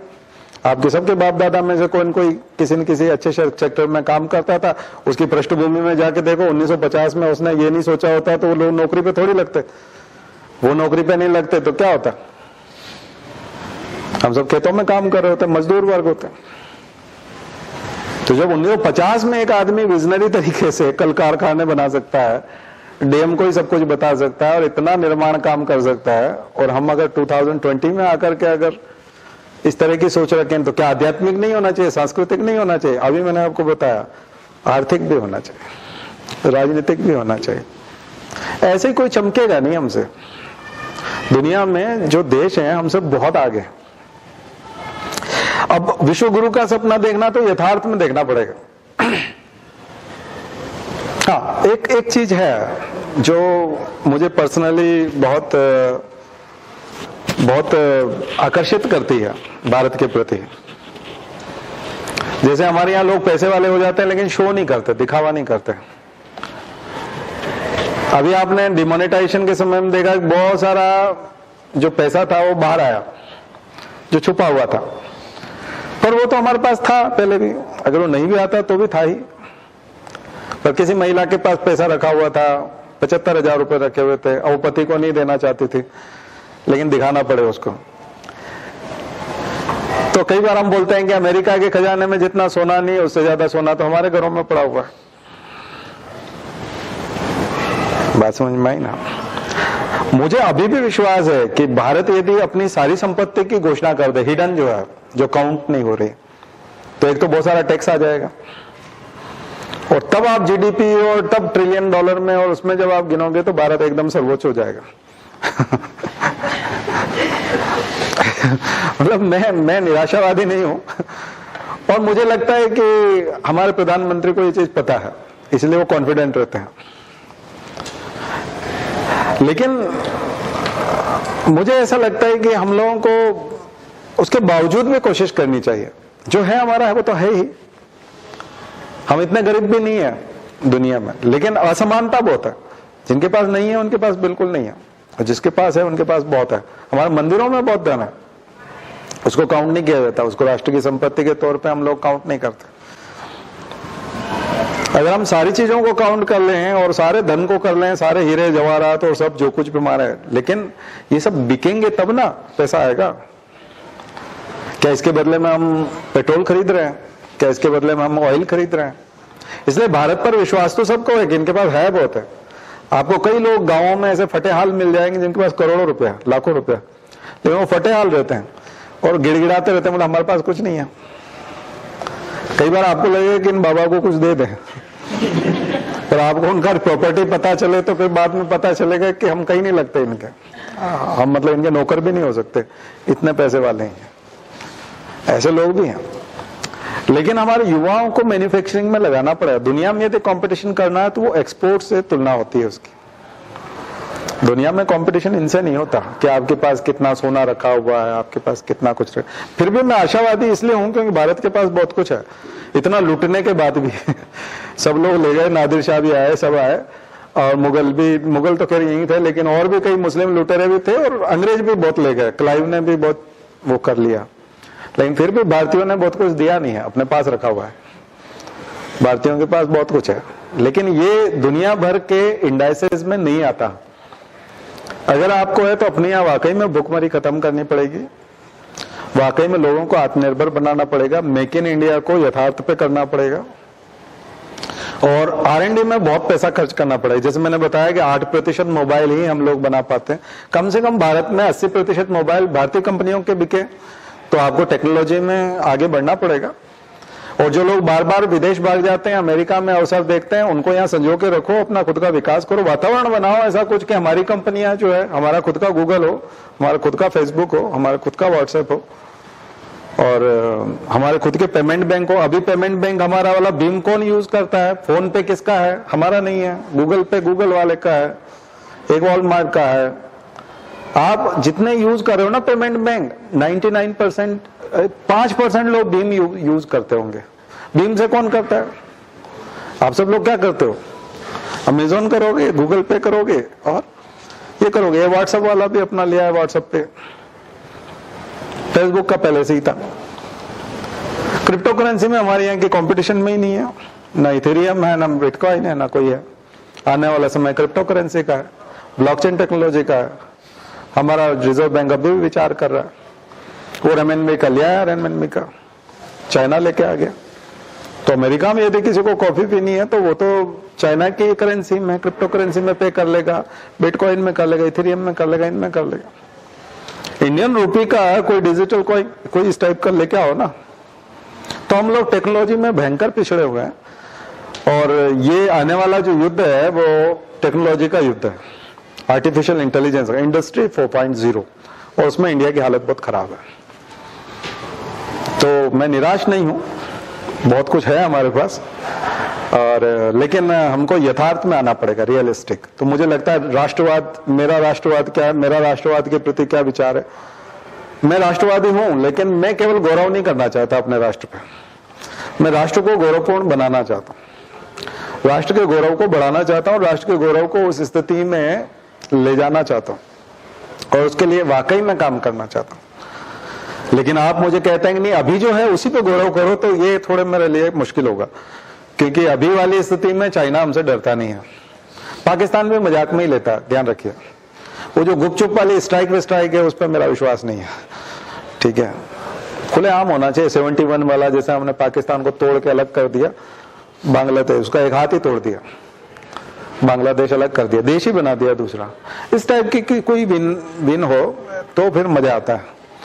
ऐसा नहीं हम गए थे रातों तुमको विश्वास नहीं हो रहा, हम ठोक ठाक के आए हैं बढ़िया से, ऐसा नहीं, ये फालतू बात है। ये इस टाइप का क्यों करते हो? अच्छा करो, अच्छा वाला करो ना, तो अच्छा ही ठोको, दिन में ही ठोको, चला दिखाओ हमको भी, लाइव टेलीकास्ट करो, मजेदार वाला करो, जो भी करना है ठोक बजा के करो, दिन में करो। हिडन वाले नहीं, ये तुमको दिखता नहीं, ये हो रहा है, अरे क्यों नहीं दिखता भाई, हमको सब दिखता है। हमको बीएचएल दिखता है, नेहरू ने बनाया बीएचएल, डैम दिखता है हमको, डैम सारे देखो, डैम सब डैम दिखते हैं, लबालब भरे हुए डैम दिखते हैं, इरिगेशन प्रोजेक्ट चलते हैं, नहरें दिखती हैं हमको पूरे देश में। कैसे नहीं दिखता? काम कैसे नहीं दिखता आपको? नहीं वो हुआ है, काला धन आया है, कैसे आया है, कहाँ है बताओ? ये चीज हुई है, इससे ये सब खत्म हो गया है, कहाँ खत्म हो गया है? नहीं हुआ। नक्सलिज्म पूरा खत्म हो गया है, आतंकवाद पूरा खत्म हो गया है, ये दुबक करके बैठ गए हैं, वो हो गया है, ये हो गया है। ये राष्ट्रवाद नहीं है, ये फर्जी राष्ट्रवाद है। मुझे इस राष्ट्रवाद पर विश्वास नहीं, मुझे यथार्थ का राष्ट्रवाद चाहिए, अनुभव करने वाला चाहिए, बिल्कुल हार्डवेयर जैसा मुझे छू के देखना है, टेंजिबल चाहिए, सॉलिड चाहिए, प्रखर चाहिए, चिल्लाता हुआ होना चाहिए, बौखलाता हुआ, इस तरह से नहीं। जब सफलता आती है तो चिल्लाते हुए आती है। सारे टेलीविजन चैनल लेके बैठते हैं जब इंडिया टॉप करता है कोई यूपीएससी में। मुझे सुप्रीम कोर्ट में जज कैसे बना उसका प्रोसीजर ही नहीं पता, वो उस टाइप का राष्ट्रवाद नहीं चाहिए। सुप्रीम कोर्ट में, हाई कोर्ट में कैसे जज बनते हैं किसी को पता चलता है? कैसे बनता है पता ही नहीं चलता। हमारे यहां तो बनता हुआ दिखता है आदमी, टेस्ट में 65 नंबर लाता है तो प्री निकलता है तो यूपीएससी उसका नाम छापता है, नेम वाइज लिस्ट देता है वो। यूपीएससी का रिजल्ट देखो, पहले दिन तो रोल नंबर आते हैं, तीसरे दिन नाम वाली लिस्ट आती है, जाके नाम देख सकते हो, प्री हो गया। अब बंदा मेंस की तैयारी करता है, 3 महीने तक दिखता नहीं है, कमरे में बंद रहता है, सूख के काटा हो जाता है, हालत खराब हो जाती है। हाथ जब भी देखो तो हाथ ऐसे करते रहते हैं, क्योंकि वो लिख के आता है, 5-5, 6-6 घंटे हमेशा लिखता रहता है। उसके हाथ में देखोगे तो एक गड्ढा दिखेगा पेन का, एक गड्ढा हो जाता है, पेन किलर खा के लिखना पड़ता है। तपा हुआ आदमी लगता, तपस्वी लगता है, ऐसा लगता है ऋषि मुनि वहीं से आ रहे हैं पूरे, ऋषिकेश से, उधर से उतर के, हरिद्वार से, हिमालय से उतरे अभी, तपस्वी आदमी ऐसा दिखता है वो। फिर इंटरव्यू आता है तो सूट के नाप देता फिरता है, तब पता चलता है, दिखता है, पूरे मोहल्ले को पता चलता है, घर वालों, ढिंडोरा पीटती हुई सफलता होती है, यूपीएससी की सफलता होती है। और फिर रिजल्ट आता है, किसी साल आईआरएस बनता है तो फिर अगले साल बैठता है तो फिर आईएएस निकालता है, सबको पता चलता है। गुपचुप वाली सफलता नहीं होती, ढिंडोरा पीटती हुई सफलता होती है। हम वही तैयारी कराते हैं, वही बच्चों को देते हैं, उसी तरह की बात करते हैं।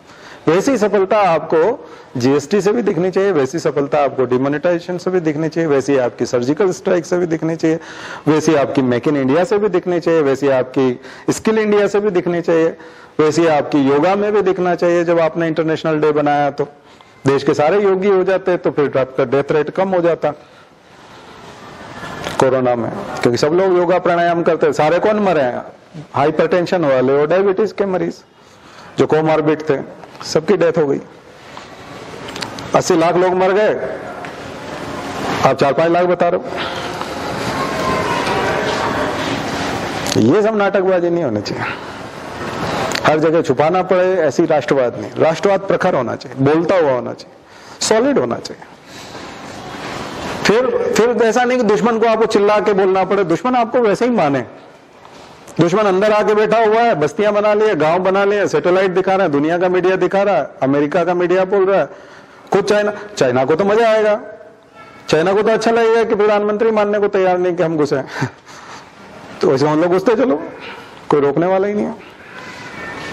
आपके घर के अंदर कोई आके बैठ जाए, आप स्वीकार मत करो कि कोई अंदर आया तो फिर किचन तक आ जाएगा, क्योंकि वो तो मना ही नहीं कर रहा है ना। तो बहुत खतरनाक स्थिति है। इसका मतलब कहीं न कहीं ये भ्रम है, और जब कहीं नुकसान होगा तो बहुत भयंकर वाला नुकसान होगा, तब सब लोग से ढूंढ रहे होंगे, तो तब बोलने का कोई मतलब नहीं।